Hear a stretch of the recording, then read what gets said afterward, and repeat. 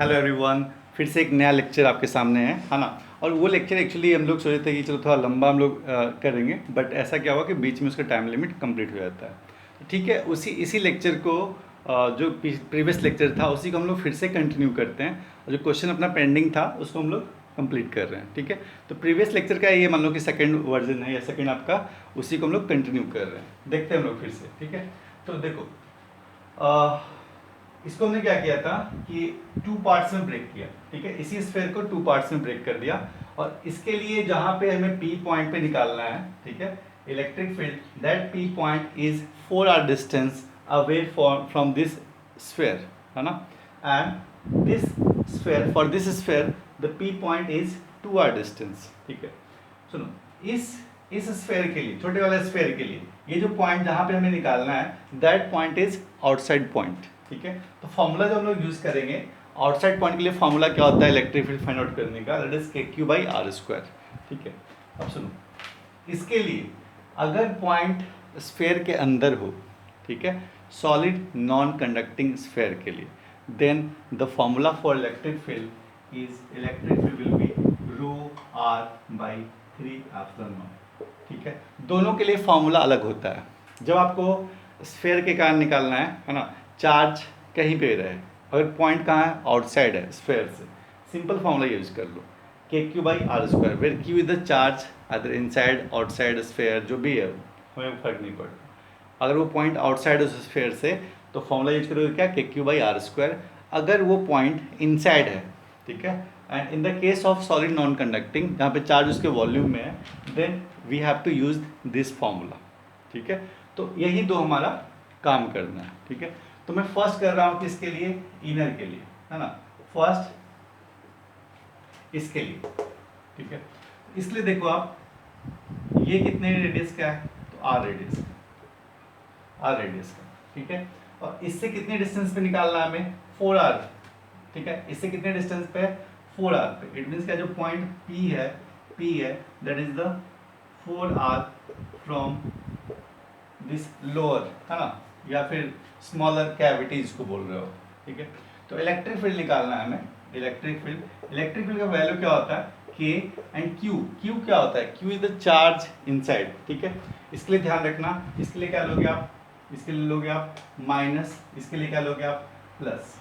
ठीक है, जब भी माइनस लेते हो ना, इसका मतलब क्या, अगर मैं इसको लिखूं क्या, इलेक्ट्रिक फील्ड के टर्म में, देखो इस पे चार्ज कैसा है, इस पे चार्ज कैसा है, कैविटी पे चार्ज कैसा है, माइनस। ठीक है, माइनस, इसको हम लोग एज्यूम करते हैं। ठीक है, और पॉइंट पे, इस पॉइंट पे निकालना है इलेक्ट्रिक फील्ड। चलो मैं डायग्राम उल्टा बना देता हूँ जैसा इस फिगर में। ठीक है, आपको आसानी होगा। ये मानो छोटा सा था r, ठीक है, और ये पॉइंट P है, दिस पॉइंट इज P, और इससे डिस्टेंस कितना है, डिस्टेंस इज 4r। ठीक है, तो इस पे चार्ज कैसा है, तो माइनस रो। ठीक है, तो इलेक्ट्रिक फील्ड का डायरेक्शन कैसा होगा, अट्रैक्टिव या रिपल्सिव, ये कैसा होगा आपका, तो ये होगा अट्रैक्टिव। इट मीन्स कि अगर मैं इसको E1 नाम दे दूं, ठीक है, E1, ठीक है, और इसको E1 नाम दे दूं, तो E1 का जो मैग्नीट्यूड होगा, डायरेक्शन तो यही होगा, डायरेक्शन कैसा होगा, अट्रैक्टिव, क्योंकि इस पे चार्ज मैंने कैसा रख दिया, माइनस। ठीक है, तो इस पे कैसा होगा, अट्रैक्टिव। E1 का वैल्यू क्या लिखोगे, KQ/r²। इट मीन्स क्या है, K into Q is the charge on this, charge क्या लिखोगे आप, देखो यहाँ पे माइनस का कारण है, डायरेक्शन ऑलरेडी लिख रखा है, यहाँ माइनस लिखने की जरूरत नहीं है। ये तो डायरेक्शन लिखो या फिर आप यहाँ पे चार्ज मेंशन कर दो, दो में से एक ही करना। यहाँ पे मैंने अट्रैक्टिव दे दिया, यहाँ पे माइनस लिखने की जरूरत नहीं है आपको। ठीक है, rho into volume of this one, volume क्या लिखोगे, 4/3 pi r³, r is the radius. ठीक है, रेडियस कितना है, r, ये हो गया KQ charge by r³, r is the distance is the 4r का स्क्वायर, KQ/r²। ठीक है, तो ये आपको मिला क्या, फर्स्ट के लिए। ठीक है, अब सेकंड के लिए निकाल रहे हैं हम लोग। ठीक है, सेकंड के लिए क्या मिलेगा आपको, इलेक्ट्रिक फील्ड। देखो इसी को रब करता हूँ, कोई ऑप्शन है नहीं, ये सब नोट कर लिया होगा आपने, है ना, इसी को रब कर रहा हूँ।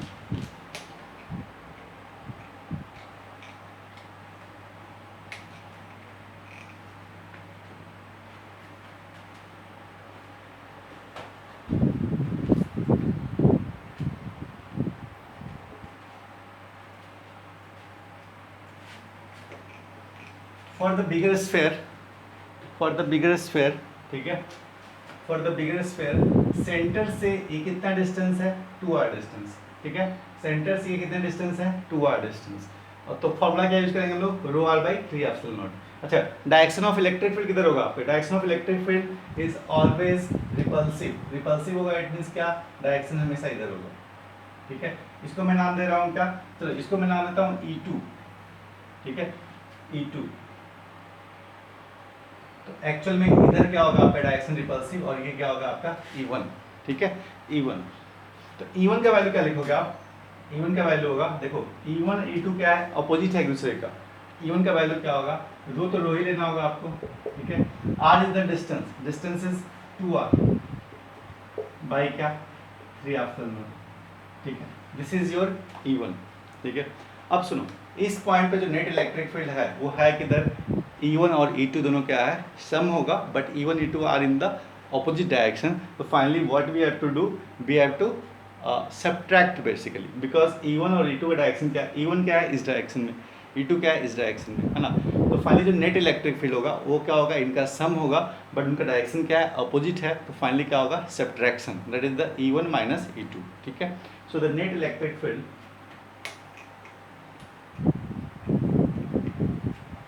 हम लोग आंसर की तरफ आ रहे हैं, है ना।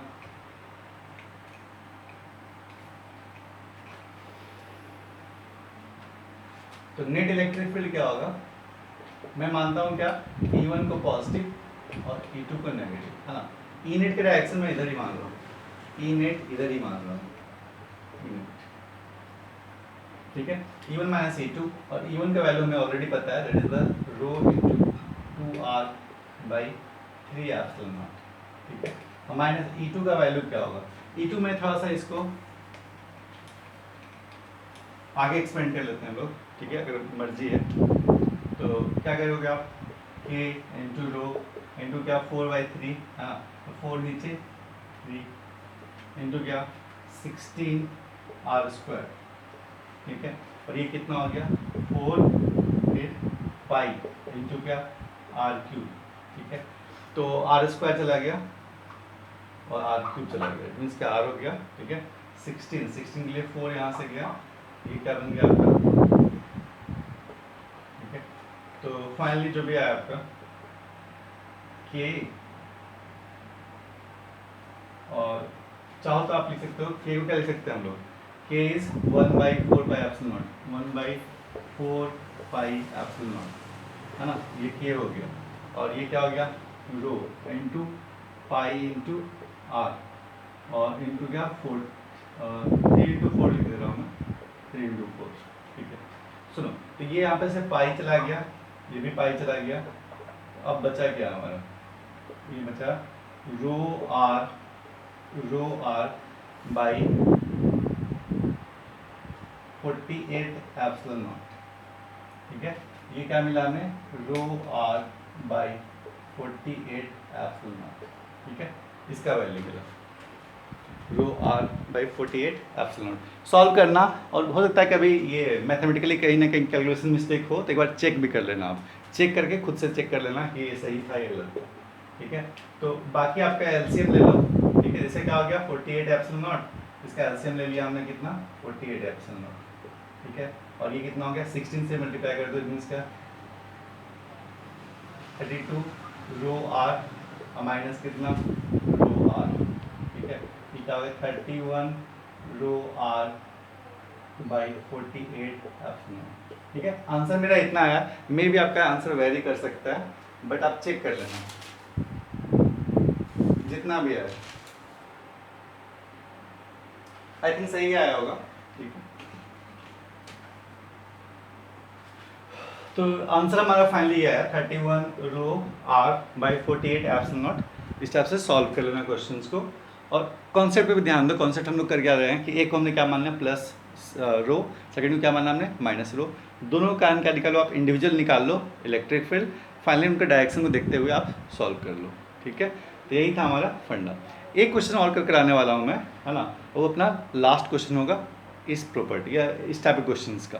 चलो ठीक है, देखो तो अभी तक हमने दो क्वेश्चन किया था, है ना। एक क्वेश्चन में क्या था कि पॉइंट क्या था, आउटसाइड था, दोनों के लिए, कैविटी के लिए भी और बिगर स्फीयर के लिए भी, ठीक है। सेकंड क्वेश्चन जो मैंने कराया उसमें क्वेश्चन में क्या था कि जो पॉइंट था, पी पॉइंट था, है ना, वो बिगर स्फीयर के लिए क्या था, इनसाइड, और जो कैविटी था उसके लिए क्या था, आउटसाइड, ठीक है। अब जो थर्ड क्वेश्चन मैं देने वाला हूँ उसमें क्या रहेगा आपका कि वो जो पॉइंट होगा, ठीक है, वो कैविटी के लिए भी इनसाइड होगा और बिगर स्फीयर के लिए भी क्या होगा, इनसाइड होगा, ठीक है। तो थ्री टाइप ऑफ क्वेश्चंस के पॉसिबल थे, है ना। दोनों के लिए क्या हो, आउटसाइड, एक के लिए आउटसाइड, तीसरा क्या हो गया आपका, दोनों के लिए इनसाइड, ठीक है। तो थर्ड टाइप ऑफ क्वेश्चन हम लोग करने वाले हैं, उसको देखो आप। तो क्वेश्चन सेम ले रहे हैं हम लोग, है ना, कि एक मान लो स्फेयर है ना, स्फेयर कितने रेडियस का, 4r रेडियस का,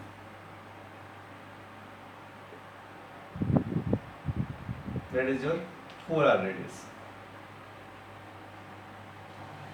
अब सुनो, इस पे मान लो एक कैविटी है ना, एंड कैविटी के बारे में ये गिवन नहीं है कि इसका रेडियस कितना है। कैविटी है कुछ ऐसा ही, है ना, स्फेरिकल शेप का है, ये तो श्योर है, स्फेरिकल शेप, ठीक है। इसका कुछ रेडियस रहा होगा, सेंटर भी रहा होगा, ठीक है। गिवन क्या क्या चीज है इसमें, गिवन ये है कि मान लो इस P पॉइंट पे हमें निकालना है। सुनो, पिछले बार जो था हमारा P पॉइंट वो था कहाँ पे, उसके एक्सिस पे ही था, ठीक है ना। इस बार मैं उस एक्सिस पे नहीं ले रहा हूँ, एक रैंडम कहीं भी ले रहा हूँ, but let this is the P point, है ना। और इस P पॉइंट पे हमें निकालना है क्या, इलेक्ट्रिक फील्ड, ठीक है। अच्छा सुनो, और क्या गिवन है, गिवन है आपका ये डिस्टेंस दोनों सेंटर्स के बीच में, ये सेंटर किसका है, बिगर का, और ये सेंटर किसका है, कैविटी का, ठीक है। This distance L is given, ठीक है। और सुनो क्या गिवन है, next is given that centre से ये distance is r1, small r1, ठीक है। सेंटर से दिस डिस्टेंस इज r2। सुन लो क्या गिवन है इसमें, ठीक है, कि पहली बात तो जिस पॉइंट पे हमें निकालना है electric field, that point is not on the axis of the जो भी स्फीयर, ठीक है। और this P point is inside point for both, it means क्या, फॉर द बिगर वन और द इनर वन, ठीक है। अब सुनो, और गिवन क्या है that the centre between, sorry, the distance between the two centres, है ना, इसके बड़े वाले के सेंटर के साथ छोटे वाले के सेंटर के साथ क्या डिस्टेंस है, दैट इज गिवन L, है ना। P point is not on the axis, it is given according to the centre, centre से कितना डिस्टेंस पे, r1 डिस्टेंस पे from the first centre, and P point is r2 distance from this centre, ठीक है। Charge पिछले बार की तरह ही पूरे पूरे वॉल्यूम में है, ठीक है, except this cavity, except this cavity, ठीक है। We have to find the electric field at P point. This is given that this is the r1 distance, this is the r2 distance, this distance is L, ठीक है। Find electric field at point P.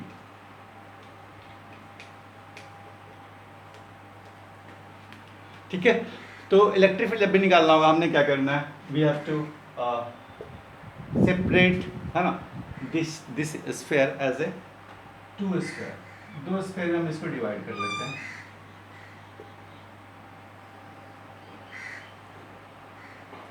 एक radius given है 4r, second radius क्या given है मुझे पता नहीं, ठीक है। अच्छा, एक चीज पता है हमें कि इसके लिए क्या गिवन है, रो गिवन है, रो कूलम पर मीटर क्यूब। इसके लिए क्या लेंगे हम लोग, रो लेंगे, इसके लिए क्या लेना होगा आपको, माइनस रो कूलम मीटर, ठीक है। अब सुनो, अब मान लो P पॉइंट अंदर ही है ना, P पॉइंट यहाँ पे, P पॉइंट यहाँ,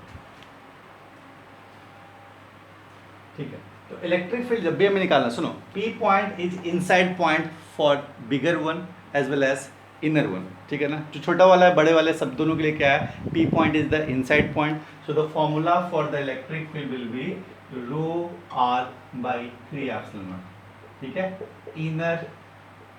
इनर इलेक्ट्रिक फील्ड फॉर्मूला, ठीक है। है। अगर आपको इनर पॉइंट पे निकालना है इलेक्ट्रिक फील्ड तो फॉर्मूला में ये यूज़ करना होगा, किसके लिए? सॉलिड नॉन कंडक्टिंग के लिए। इट मीन्स क्या? चार्ज कहाँ है? अंदर में है तब, ठीक है। Electric field will be rho are by 3 epsilon naught. Okay, so for this point, हाँ, पी पॉइंट, इसके लिए देखो आप बिगर वन के लिए, ठीक है, डायरेक्शन ऑफ इलेक्ट्रिक फील्ड किधर होगा आपका? देखो यहाँ पे है, ठीक है, तो आर डिस्टेंस इधर, इलेक्ट्रिक फील्ड किधर होगा? इस तरफ, ठीक है। दिस वन इज E1, ठीक है। इसके कारण electric field for this point that will be in this direction. ये हो गया आपका E2, ठीक है। E2 due to the smaller one and E1 due to the bigger one, ठीक है। तो मैं नाम ले रहा हूँ E1 का, ठीक है। E1 का क्या लिखेंगे हम लोग? Formula rho r is the distance, ठीक है, सेंटर से डिस्टेंस है कितना? R1 बाई क्या? 3 एप्सिलॉन नॉट, ठीक है। अब सुनो, इसको मैं लिखूं कैसे? मैं चाहता हूं क्या, इसको वेक्टर फॉर्म में लिख दूं, ठीक है, ताकि मुझे एंगल का टेंशन खत्म, क्योंकि यहाँ पे दो इलेक्ट्रिक फील्ड है, दो बीच के एंगल क्या है मुझे नहीं पता, मैं इंटरेस्टेड भी नहीं हूँ निकालने को, ठीक है। तो सिंपल सी बात है, मैं लिख कैसे देता हूँ उसको? वेक्टर फॉर्म में, ठीक है। तो E1 वेक्टर क्या हो जाएगा? E1 vector is rho R1 vector by 3 epsilon naught, है ना। इलेक्ट्रिक फील्ड का डायरेक्शन क्या होता है? ऑलवेज R वेक्टर के अलोंग, आइदर इनवर्ड या आउटवर्ड, ठीक है। अगर रिपल्सिव होगा इट मीन्स क्या? R वेक्टर के अलोंग, अगर अट्रैक्टिव होगा तो उसके ऑपोजिट में, ठीक है। इट मीन्स क्या? E1 का वैल्यू क्या होगा? रो R1 3 एप्सिलॉन नॉट, ठीक है। और E2 का वैल्यू क्या होगा? E2 is the for the smaller one, that is the minus rho, है ना, माइनस, क्योंकि यहाँ पे चार्ज लिया था हमने माइनस, और ये क्या लोगे आप? R2, ठीक है, अब आई क्या? 3 एप्सिलॉन नॉट, ठीक है। अब हमने सिंपली वेक्टर फॉर्म में लिख दिया। वेक्टर फॉर्म में क्या करना होगा? नेट इलेक्ट्रिक फील्ड, उसको हमें क्या करना होगा? सम करना होगा, ठीक है। So your net electric field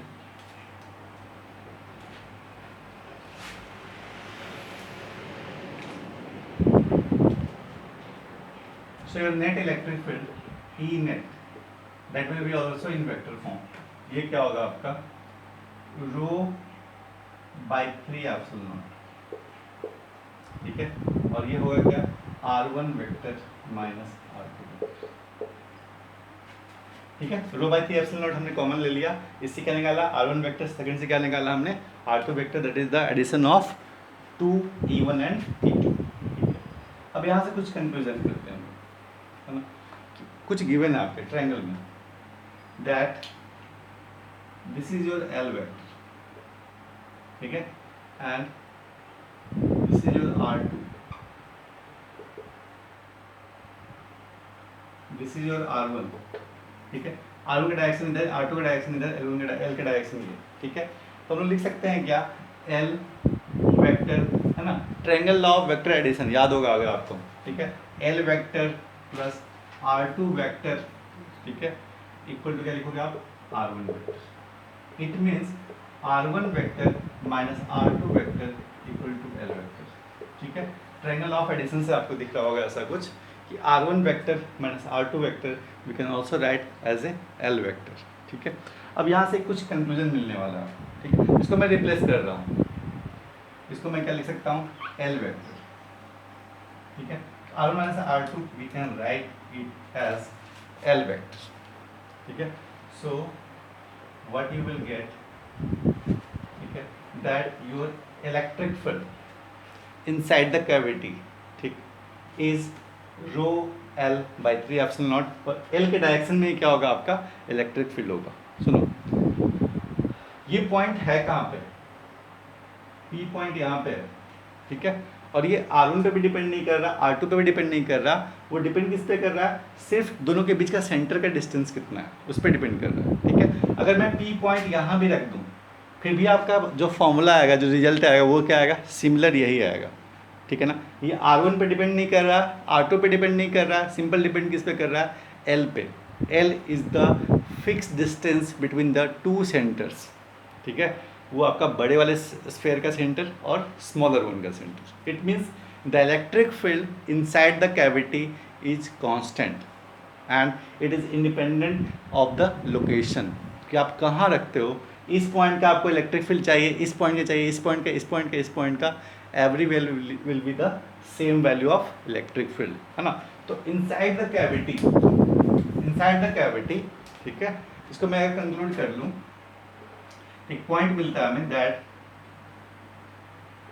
inside the cavity electric field is constant, ठीक है, ठीक है ना। स्फेयर के अंदर है ना, ये पॉइंट क्या था, दोनों के लिए इनसाइड पॉइंट था, बिगर वन के लिए भी स्मॉलर वन के लिए भी, ठीक है। और ये पॉइंट पी पॉइंट कहीं रख दो आप, छोटे वाले के लिए आप अंदर में कहीं भी रख दो आप, ठीक है। वो तो उस पॉइंट पर डिपेंड नहीं कर रहा कि वो डिस्टेंस क्या है, वो डिपेंड किस पे किया, सिर्फ एल पे, और एल है क्या, उनके सेंटर्स के बीच का distance. It means the electric field inside the cavity will be constant and the value of electric field, है ना, डायरेक्शन तो पता एल वेक्टर के अलॉन्ग होगा, ठीक है, but the value will be rho L by 3 epsilon naught. Rho is constant, L is the length that is constant, 3 is constant, epsilon is constant. It means your electric field inside the cavity will be constant, ठीक है। तो ये question था आपका, और ये हमने 3 type के क्वेश्चंस कवर कर लिए। आउटसाइड दोनों के लिए, एक के लिए इनसाइड, दूसरे के लिए आउटसाइड, दूसरा क्या था, थर्ड जो हमने अभी किया, that is inside for every sphere, ठीक है। सिंपल सी बात है, फर्स्ट क्या करना है आपको, इस पूरे स्फेयर को, कैविटी वाले प्रॉब्लम्स को 2 में ब्रेक कर लेना है, एक बड़े में एक छोटे में, ठीक है। बड़े वाले के लिए क्या करोगे आप, प्लस रो, छोटे के लिए क्या करोगे आप, माइनस रो, ठीक है। बाकी जो सिंपल हमने पढ़ा है अभी तक उसी को यूज़ करना है, ठीक है। इलेक्ट्रिक फील्ड हमें निकालना है तो निकालेंगे, फॉर्मूला यूज़ करना है। अगर इनर है तो हमने फॉर्मूला क्या यूज़ करना है, रो आर बाई 3 एप्सिलॉन नॉट। अगर आउटर है तो क्या करना है हमें, के क्यू बाई आर स्क्वायर, ठीक है। बस फॉर्मूला यूज़ करो, सिंपल आप इलेक्ट्रिक फील्ड कैलकुलेट करो। चलो ठीक है, नेक्स्ट क्वेश्चन एक और हम लोग करते हैं। तो एक क्वेश्चन और हम लोग करते हैं, वो इस पे बेस्ड नहीं है, वो एक सिंपल प्रॉब्लम है ना, तो उसको हम लोग कुछ और नाम देते हैं, that is also called the tunnel problem, ठीक है। टनल प्रॉब्लम क्या होता है, कुछ ऐसा दिखेगा क्वेश्चन आपको, ठीक है, कि एक मान लो आपके पास स्फेयर है, ठीक है, स्फेयर है, और इस स्फेयर पे चार्ज डिस्ट्रीब्यूटेड है, ठीक है, और इसी स्फेयर पे मान लो क्या करने हैं, हमने एक टनल बना लो। टनल मीन्स क्या, स्मॉल पाथ, है ना, एक समझो कि होल जैसा, ठीक है। तो इसी स्फेयर पे मान लो हमने क्या किया,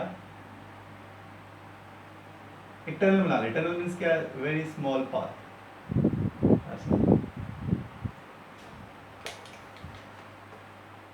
सिंपल सा एक लाइन खींच दो, है ना, ये है क्या, टनल,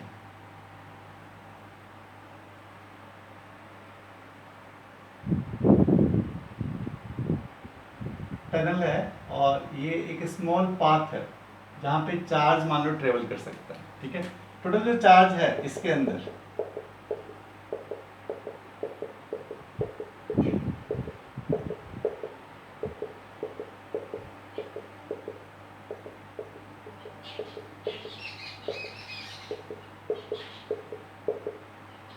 ठीक है, ये इसका सेंटर रहा होगा, और इसका रेडियस कितना है, आर रेडियस, ठीक है, रेडियस मान लो आर, ठीक है। और इस पे चार्ज जो है स्फेयर के पास प्लस क्यू चार्ज है, ठीक है। क्वेश्चन आपका ये है कि मान लो एक टनल है, टनल में समझ लो एक पाथ जिससे वो क्रॉस कर सकता है, ठीक है। तो अगर मान लो कि मैंने क्या किया, इस टनल के पास एक मैंने मान लो कि minus Q comma M, it means का एक नेगेटिव चार्ज, ठीक है। नेगेटिव चार्ज इसलिए रखा क्योंकि आप अगर नेगेटिव चार्ज होगा इसको क्या करेगा, अपनी तरफ फोर्स देगा, ठीक है, और फाइनली एक चांस है कि ये क्रॉस कर जाए, ठीक है, क्योंकि नेगेटिव चार्ज को क्या करेगा, अट्रैक्ट करेगा पॉजिटिव चार्ज। तो फाइनली एक चांस ये है कि ये इस टनल के पास अगर हम लोग रखें तो इसको क्रॉस करें, ठीक है, क्योंकि अगर ये पॉजिटिव होगा तो कभी चांस है ही नहीं, अगर आप इसको फ्री छोड़ दो तो ये चांस नहीं है कि आपको ये क्रॉस कर रखे, ठीक है।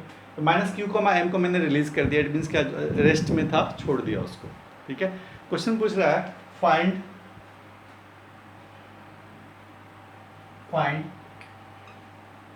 velocity of charge minus q comma n at the center, ठीक है।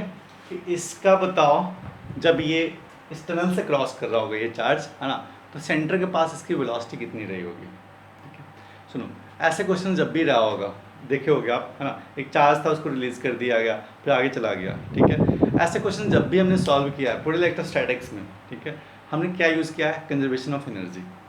ठीक है, तो यहाँ भी हम लोग क्या यूज़ करने वाले हैं, conservation of energy. It means क्या, total energy initial must be total energy point, है ना। एक पॉइंट मान लो कहाँ रहा होगा, ए पॉइंट, और सेकंड पॉइंट हम लोग लेंगे किसको, सेंटर को। ठीक है, इट मीन्स क्या, एनर्जी एट ए बोल सकते हो, energy at A equal to energy at C. ठीक है, एनर्जी एट ए पे क्या होगा, एनर्जी कौन सा एनर्जी, तो kinetic energy plus potential energy, kinetic energy plus क्या, पोटेंशियल एनर्जी। ठीक है, जब ये पॉइंट ए पे रहा होगा, ठीक है, तो काइनेटिक एनर्जी कितना रहा होगा इसका, 0। ठीक है, क्योंकि ये तो रेस्ट पे था, यहीं से आपने रिलीज किया इसको। ठीक है, अब पोटेंशियल एनर्जी कितना रहा होगा यहाँ पे। ठीक है, तो पोटेंशियल एनर्जी क्या होता है, ठीक है, जो भी चार्ज है इनटू क्या करोगे आप, पोटेंशियल। किसी भी पॉइंट पे पोटेंशियल एनर्जी कितना है उस पॉइंट पे आप कैसे निकालोगे, Q इंटू क्या, जो पोटेंशियल है वही करोगे ना, Q इंटू V। ठीक है, क्योंकि हमें पता है ना पोटेंशियल एनर्जी जो हमने डिफाइन किया था वो क्या था। ठीक है, Q into potential, potential at that point into क्या, चार्ज, उस चार्ज से मल्टीप्लाई कर दो उस पॉइंट के पोटेंशियल से। ठीक है, शायद ये पता होगा ना कि पोटेंशियल था क्या, पोटेंशियल एनर्जी, देखो हमने डेफिनेशन लिखा था, डेफिनेशन था हमारा कि पोटेंशियल है क्या, potential is potential energy per unit charge. Unit charge पे कितना पोटेंशियल है ना, एनर्जी है, that is called the potential. तो पोटेंशियल एनर्जी क्या होगा, इस चार्ज को इससे मल्टीप्लाई कर दो। अगर किसी पॉइंट का पोटेंशियल पता है और उस पॉइंट पे निकालना क्या आपको, potential energy, then multiply the charge with the potential, you will get the potential energy at that point. ठीक है, सुनो, तो अब तो ये सब ठीक है, ये हमें समझ में आ गया कि अगर हमें किसी पॉइंट पे निकालना है क्या है, पोटेंशियल एनर्जी, तो हमें क्या करना होगा, उस पॉइंट का पोटेंशियल पता होना चाहिए और फिर डायरेक्टली आप उस चार्ज से मल्टीप्लाई कर दो। ठीक है, तो अब ए पॉइंट के लिए बताओ, ठीक है, कि कितना है आपका ये, तो ए पॉइंट पे निकालना है क्या हमें, पोटेंशियल, तो चार्ज से मल्टीप्लाई करना होगा किसको, पोटेंशियल को। पोटेंशियल कितना होता है ए पॉइंट पे, अगर सुनो हमने पढ़ा है अभी सॉलिड नॉन कंडक्टिंग स्फीयर। ठीक है, और उसके लिए हमें एक फॉर्मूला आया था बड़ा सा लंबा सा, है ना, और मुझे भी याद नहीं है फॉर्मूला क्या था, बट आप देख लेना, अभी जस्ट हमने किया था। और हमने याद ये है कि इसके बाउंड्री पे क्या उसका आया था, तो पता था हमें बाउंड्री पे क्या था, कांस्टेंट था, दैट इज द, ठीक है, KQ/R, where R is the radius. ठीक है, तो ये जो फॉर्मूला आया था उससे क्या करोगे आप, KQ/R। ठीक है, potential at the outer layer, है ना, या सरफेस, उससे पोटेंशियल कितना होता है, KQ/R। ठीक है, तो पोटेंशियल इस पॉइंट पे कितना है वो हमें पता है, चार्ज जिस पे निकालना है पोटेंशियल एनर्जी, उस चार्ज से मल्टीप्लाई कर दो, क्या मिला हमें, पोटेंशियल एनर्जी। ठीक है, अब काइनेटिक एनर्जी निकालना है हमें, क्या फाइनल, क्या करेंगे हम लोग, 12 mv², वेलोसिटी है c। ठीक है, अब हमें निकालना चाहिए क्या, पोटेंशियल, तो क्या होता है ये, -3/2 या 3/2, ठीक है, KQ/R, ये फॉर्मूला आया था 3/2 KQ/R। ठीक है, potential at the centre, potential at the centre देख लेना फॉर्मूला। ठीक है, वो आया था आपका 3/2 KQ/R। ठीक है, और चार्ज से मल्टीप्लाई करने के चार्ज कौन सा ले जा रहे हो आप, -Q चार्ज। ठीक है, इस पॉइंट पर चाहिए कि आपको पोटेंशियल एनर्जी, इस पॉइंट का पोटेंशियल पता है, सेंट्रल पोटेंशियल कितना होता है for the solid non conducting sphere, formula already given है ना, ये था आपका 3/2 KQ/R इंटू क्या, चार्ज कितना था, -Q, और यहाँ से आप निकाल सकते हो क्या, वेलोसिटी। ठीक है, जो भी वेलोसिटी एट C चाहिए आपको चार्ज का, उसको हम लोग कैलकुलेट कर सकते हैं। ठीक है, अब कर लेना। और ठीक है, तो इस टाइप से हमें ये लेक्चर हमारा कंप्लीट होने वाला है ना, कंप्लीट हो चुका है बेसिकली, और जो भी क्वेश्चंस था हमने कराया, अभी स्फीयर का 1-2 लेक्चर और आपको मिलने वाले हैं, उसके बाद हम लोग स्टार्ट करेंगे क्या, कैपेसिटर्स। चलो, ऑल द बेस्ट।